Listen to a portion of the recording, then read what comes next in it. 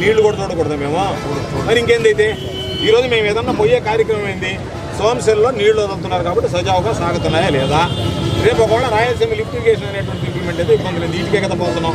దానికి సంబంధించి మేము పోతామంటే ఇంతమంది పోలీసులు పెట్టి వాళ్ళ చేత మా వాళ్ళని కొట్టించడం ఏంది? మీ వాడు మా వాళ్ళని ఎట్ట కొడతాడు?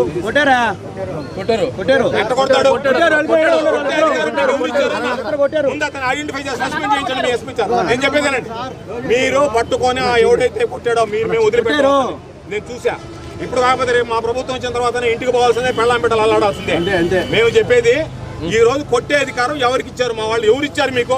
ముందు అతను ఐడెంటిఫై చేయండి, ముందు అతని మీద కేసు బుక్ చేయండి. మీరు ముందు అతని మీద కేసు బుక్ చేస్తే తప్ప మేము ఇక్కడి నుంచి కథలం. ఒకటి, మేము పోవాలనుకున్నటువంటి దాని దగ్గర మీ ఎస్పీ గారు చెప్పినా, మీరు 100 మంది పోలీసులు చెప్పినా, జిల్లాలో ఉండే పోలీసులు అందరినీ తీసుకొచ్చినా మేము పోయేదే మిమ్మల్ని నెట్టుకునే పోతాం. మీరు కేసులైనా పెట్టుకోండి, ఏమైనా చేసుకోండి. మేము అనుకున్నటువంటి దాంట్లో మాత్రం వెనకపోయేది ఉండదు. కాబట్టి మేము ఏదన్నా గొడవ చేసామో మీరు మాతో పాటు రండి. సార్ మీరు మాకు అష్యూరెన్స్ ఇచ్చారు, గొడవ జరిగింది, మిమ్మల్ని అరెస్ట్ చేస్తున్నాం అని చెప్పండి. మీరు చెప్పినట్టు విన్నాం, అంతేగాని తీసుకో. నోటీస్ ఇచ్చిన కూడా చించి పారేస్తాను నేను. నాకు అప్లికబుల్ గా నోటీస్ నేను ఎందుకు తీసుకుంటాను? 168 ఎవరికి అప్లికబుల్ అవుతాయి? టెర్రరిస్టులకి, విధ్వంసకారులకి, రౌడీ షీటర్లకి, బయటకు పోయి దాడులు చేసే వాళ్ళకి, ధ్వంసం చేసే వాళ్ళు గుర్తిస్తుంది తప్ప శాంతియుతంగా పోయే వాళ్ళు గుర్తించదు. అర్థమైందా? అందుకని ఈ రాష్ట్రాన్ని చంద్రబాబు నాయుడు పాలిస్తున్న షాడోగా లోకేష్ వాళ్ళ నాయని తీసుకుపోయిన దానికి రోడ్డు మీద కూర్చున్నాడు. మేము రోడ్డు మీద కూర్చుంటుంది మా నాయనని అమ్మని తీసుకుపోయిన దానికి అసలు పబ్లిక్ చెప్పింది సిఐడి గారు ధ్వంసం చేయడానికి మా దగ్గర చెక్ చేసుకోండి. మా దగ్గర ఏమైనా బాంబులు గింపులు ఉన్నాయా, ఏమన్నా వెపన్స్ ఉన్నాయా చూసుకోండి. లేదు కదా. మేము చెప్పే రెండో పాయింట్ ఏంటి? మేము అక్కడికి వెళ్తాము, వెళ్ళిన తర్వాత మేము అక్కడికి వెళ్ళి చూసి వస్తాము. అక్కడ పోయి పబ్లిక్ ఉండే స్పైట్ అయితే మీరు మైకులు పర్మిషన్ మేమేమో మీడియా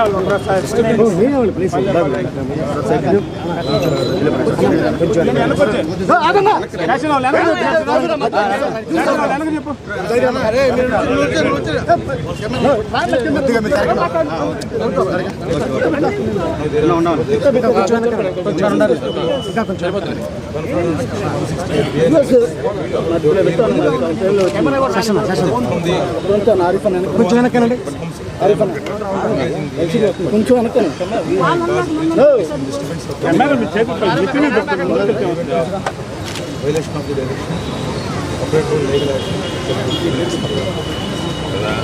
మాకు ఏ విధంగా 168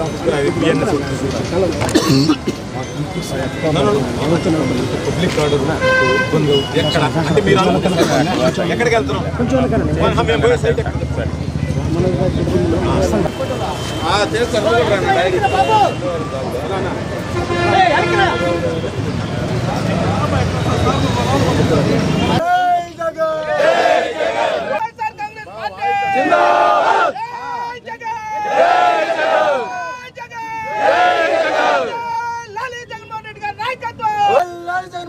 నాయకత్వం.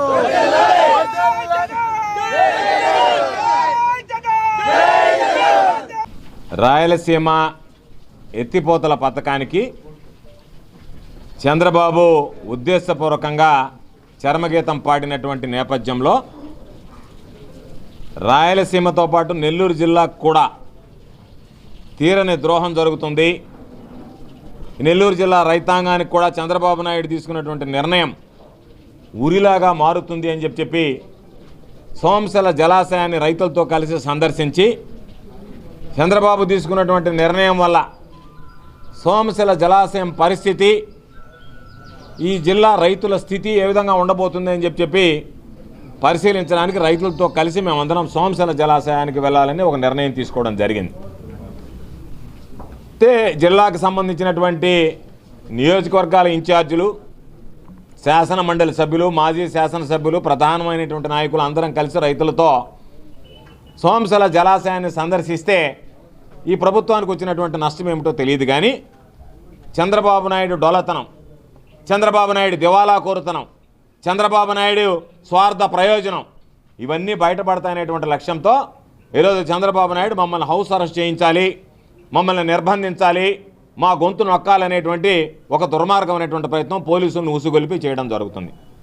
మేము చంద్రబాబుని అడిగేది, ఈరోజు తెలంగాణ అసెంబ్లీలో అసెంబ్లీ సాక్షిగా తెలంగాణ ముఖ్యమంత్రి రేవంత్ రెడ్డి ఏం చెప్పాడు, మేము ఇండోర్ అంటే రహస్యంగా మాట్లాడి చంద్రబాబును ఒప్పించి ఏదైతే రాయలసీమ ఎత్తిపోతల పథకం ఉందో దాన్ని ముందుకు తీసుకువెళ్లకుండా అడ్డుకున్నాము. కాబట్టి ఇది ఆయన ఆన్ రికార్డ్ తెలంగాణ అసెంబ్లీలో తెలంగాణ ముఖ్యమంత్రి రేవంత్ రెడ్డి గారు చెప్పినటువంటి విషయం ప్రజలందరూ చూశారు. చంద్రబాబు నాయుడు దివాళా కోరుతనం ఏమిటంటే, ఆయన చెప్పినటువంటి ఏదైతే రేవంత్ రెడ్డి ఇచ్చినటువంటి స్టేట్మెంట్ని ఎవ్వరూ ఖండించడంలే, దాన్ని తప్పుపట్టడంలే, అది జరగలేదని చెప్పడంలే. చంద్రబాబు నాయుడు రకరకాలైనటువంటి సన్నాయి నొక్కులు నొక్కుతూ ఈరోజు ఒకసారి ఏమో జగన్మోహన్ రెడ్డి గారి టైంలో ఆగిపోయింది అని చెప్పి, ఒకసారి 20 టీఎంసీ నీళ్ళ వల్ల ఏమో ఒరిగిపోతుంది అని చెప్పని ఈరోజు చంద్రబాబు నాయుడు నోటుకుండా వచ్చేటువంటి మాటలు ప్రతి మాటలు కూడా రైతుల పట్ల చంద్రబాబు ఎంత అమర్యాదగా, ఎంత అగౌరవంగా, ఎంత లెక్కలేనితనం ప్రదర్శిస్తున్నాడని చెప్పడానికి ఇది ఉదాహరణ. ఎందుకు చెప్తున్నామంటే, ఈరోజు ఈ రాష్ట్రానికి చాలామంది ముఖ్యమంత్రులు పనిచేశారు. పనిచేసినటువంటి ముఖ్యమంత్రుల్లో ఈరోజు పనిచేస్తున్నటువంటి చంద్రబాబు నాయుడుతో సహా రాయలసీమ ప్రాంతానికి సంబంధించినటువంటి వాళ్ళే. రైతు ప్రయోజనాల గురించి ఆలోచన చేసినటువంటి వ్యక్తులుగా స్వర్గీయ రాజశేఖర రెడ్డి గారు మొట్టమొదటి వాడైతే రాయలసీమ నుంచి వచ్చినటువంటిది. ఈరోజు మిగిలిపోయినటువంటి పనులు ప్రారంభించి రైతాంగానికి అండగా నిలవాలి, వ్యవసాయాన్ని పండగ చేయాలనేటువంటి ఆలోచనతో రైతు బాగుంటేనే రాష్ట్రం బాగుంటుందని కోరుకున్నటువంటి వ్యక్తి జగన్మోహన్ రెడ్డి గారు. కాబట్టే జగన్మోహన్ రెడ్డి గారు రైతు బాంధవుడు, కాబట్టే జగన్మోహన్ రెడ్డి గారు రైతుకు అండగా నిలవాలన్నటువంటి నిర్ణయాలు తీసుకున్నాడు. కాబట్టే ఈరోజు అందులో భాగంగా ఈరోజు రాయలసీమకు సంబంధించినటువంటి ఎత్తిపోతల పథకానికి శ్రీకారం చుట్టడం జరిగింది. దాని ద్వారా రాయలసీమ ప్రాంతానికి సంబంధించి గాలేరి, నగరి, హంద్రి, నీవా ఉన్నటువంటి ఏదైతే వెలుగొండ దగ్గర నుంచి అన్ని ప్రాజెక్టులకి, రిజర్వాయర్లకు నీళ్ళు ఇవ్వడంతో పాటు రాష్ట్ర విభజన జరిగిన తర్వాత ఉమ్మడి జలాశయంగా ఉన్నటువంటి శ్రీశైలం తర్వాత అతిపెద్ద జలాశయాలు ఉన్నటువంటి జిల్లా నెల్లూరు జిల్లా. సోమశిల, నెల్లూరులో ఉన్నటువంటి మరొక కండలేరు జలాశయానికి నీరు తరలించి సోమశిలలో ఉన్నటువంటి మెట్ట ప్రాంతాన్ని కరువు సీమల్లో నుంచి ఈరోజు కరువు కోరలో నుంచి చిక్కుకున్నటువంటి రాయలసీమతో పాటు నెల్లూరు జిల్లాలో ఉన్నటువంటి మెట్ట ప్రాంతానికి సాగు, తాగునీరు అందించాలన్నటువంటి ఆయన తీసుకున్నటువంటి నిర్ణయం ఈరోజు చంద్రబాబు నాయుడు దానికి చరమగీతం పాడటం, చంద్రబాబు నాయుడు తీసుకున్నటువంటి నిర్ణయం ఏదైతే ఉందో అది ఈరోజు రైతుల పాలిట శరాఘాతంగా మారింది.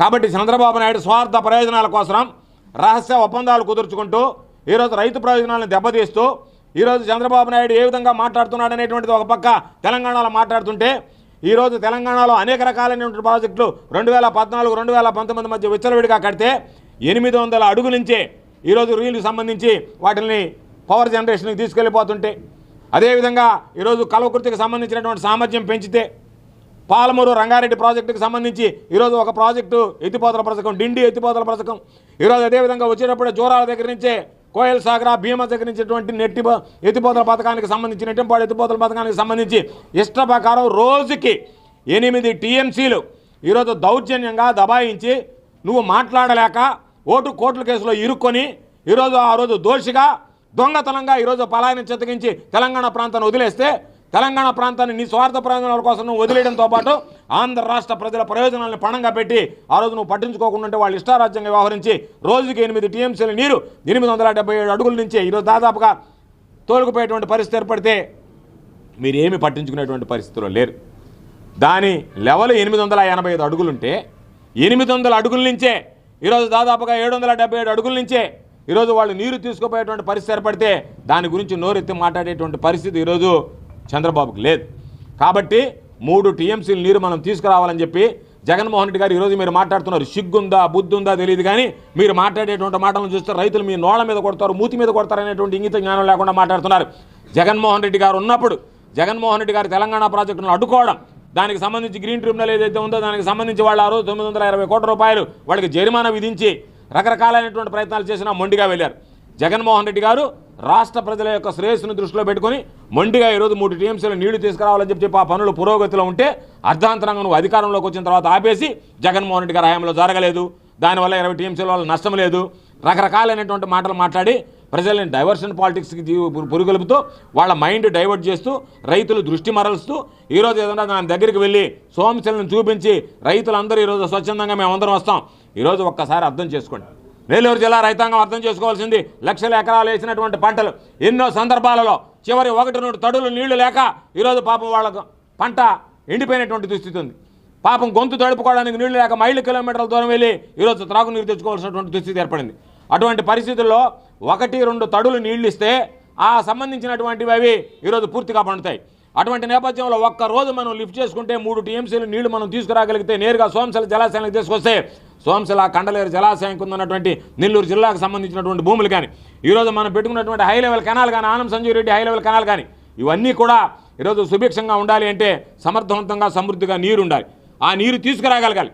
ఆ నీరు తీసుకురాగలిగేటువంటి ప్రయత్నం జగన్మోహన్ రెడ్డి గారు చేస్తే దానికి తూట్లు పొడిచి ఈరోజు దాని మీద ఈరోజు ప్రజల్లో ఒక తెలియనటువంటి ఉద్రిక్త వాతావరణం నెలకొల్పితే చంద్రబాబు నాయుడు ద్రోహం చేశాడు, చంద్రబాబు నాయుడు ద్రోహం అనేటువంటిది ఈరోజు స్పష్టంగా కనపడింది అని చెప్పి ఈరోజు రైతులందరూ మాట్లాడుకునేటువంటి పరిస్థితి ఏర్పడితే రైతులందరూ రండి వెళదాం మనం సోమశలకి, సోమశల జలాశయం దగ్గర వెళ్దాం, అక్కడే చంద్రబాబు నాయుడు సంగతి అమితుమి తేల్చుకుందాం, మనం మాట్లాడదాం దాని గురించి అని అంటే ఈరోజు మేము జలాశయం దగ్గరికి శాంతియుతంగా గొడవలు లేవు, మా దగ్గర మారణాయుధాలు ఏమీ లేవు, శాంతియుతంగా వెళ్ళి మేము అయ్యా ఈ సోమశల పరిస్థితి ఏంది, ఈ సోమశల గతి ఏంది, రైతులకు సంబంధించి రేపు రాబోయేటువంటి రోజుల్లో రైతుల భవిష్యత్తు ఏంది అని అడుగుదాము, మాట్లాడదాము, చంద్రబాబు నాయుడు కనువిప్పు కలిగించేటువంటి పరిస్థితి చేద్దామంటే ఈరోజు దాన్ని అడ్డుకోవడానికి పోలీసులను ఉసుగొల్పి ఈరోజు మమ్మల్ని అందరినీ హౌస్ అరెస్టులు చేయడం, నిర్బంధించడం, మమ్మల్ని దొంగల్లాగా దోషుల్లాగా చూడడం ఇవన్నీ సరైనటువంటి పద్ధతి కాదు. చంద్రబాబు గుర్తుంచుకోవాల్సింది 100 సరే రాయలసీమకు సంబంధించి రాయలసీమ ప్రాంతంతో పాటు నెల్లూరు జిల్లాకి ఒంగోలులో సంబంధించినటువంటి కొంత ప్రాంతానికి ఆ రైతాంగానికి తీరని ద్రోహం చేసినటువంటి రైతు ద్రోహి చంద్రబాబు అని చెప్పి సందర్భంగా తెలియజేస్తూ ఖచ్చితంగా చంద్రబాబు నాయుడు మెడలు ఉంచి మీ చీకటి ఒప్పందాలు మీకు సంబంధించి ఆయన చెప్పి ఇంకా చాలా విషయాలు మాట్లాడుకున్నామని, ఏ విషయం మాట్లాడుకున్నా చంద్రబాబు నాయుడు ఆలోచన జిల్లా ఆంధ్ర రాష్ట్రానికి సంబంధించినటువంటి ప్రజల ప్రయోజనాలని నువ్వు రేవంత్ రెడ్డి ముందు తాకట్టు పెట్టి నీ స్వార్థ ప్రయోజనాల కోసం నువ్వు చేస్తున్నటువంటి పనులు, దాని మీద మాట్లాడేటువంటి వాళ్ళ గొంతు నొక్కాలని నువ్వు తీసుకున్నటువంటి నిర్ణయాలు, నువ్వు ఉసుగొలిపేటువంటి ఈ పోలీసులు వీళ్ళెవ్వరు కూడా మమ్మల్ని అడ్డుకోలేరు. కాబట్టి చంద్రబాబు గుర్తుంచుకోవాలి, బ్రిటిష్ పాలకులను తరిమి కొట్టినటువంటి ప్రజలు ఈ ప్రజలు, ఈ దేశ ప్రజలు బ్రిటిష్ పాలకులను తరిమి కొట్టినటువంటి ప్రజలు. ఆ తరిమి కొట్టినటువంటి సంఘటనలో ఆంధ్ర రాష్ట్ర ప్రజలు ఒక అమోఘమైనటువంటి పాత్ర పోషించినటువంటి సందర్భం. అందుకనే చంద్రబాబు నియంత్రణతో పోకడలేకపోతే చంద్రబాబు నాయుడు రాష్ట్ర ప్రజలు తరిమి కొట్టేటువంటి పరిస్థితి ఏర్పడుతుంది అనేటువంటి విషయాన్ని గమనించి ఇకనైనా ఇటువంటి నియంత్రణతో పోకడలకు పోకుండా శాంతియుతంగా మేము ఏదైతే ఈరోజు అక్కడికి వెళ్ళాలనుకున్నామో వెళతాం, రైతులతో కలిసి మాట్లాడతాం, సోమశలకు సంబంధించినటువంటి జరుగుతున్నటువంటి అన్యాయాన్ని ప్రజలకు వివరించేదాకా మేము ఎక్కడా కూడా విశ్రమించేది ఉండదు అని చెప్పి ఈ సందర్భంగా తెలియజేస్తూ పోలీసులు అందరూ కూడా తెలియజేసేది, మేము వెళ్ళేటువంటి ఈ కార్యక్రమాన్ని దయచేసి అడ్డుకోవద్దు, మీరు శాంతి భద్రతలకు విఘాతం కలిగించొద్దు. రేపు జరగబోయేటువంటి శాంతి భద్రతలకు విఘాతం కలిగితే దానికి నెల్లూరు జిల్లా పోలీస్, నెల్లూరు జిల్లా ఎస్పీ గారే బాధ్యత వహించాల్సినటువంటి అవసరం ఉంటుంది, చంద్రబాబు బాధ్యత వహించాల్సినటువంటి అవసరం ఉంటుందని చెప్పి ఈ సందర్భంగా హెచ్చరిస్తున్నాం.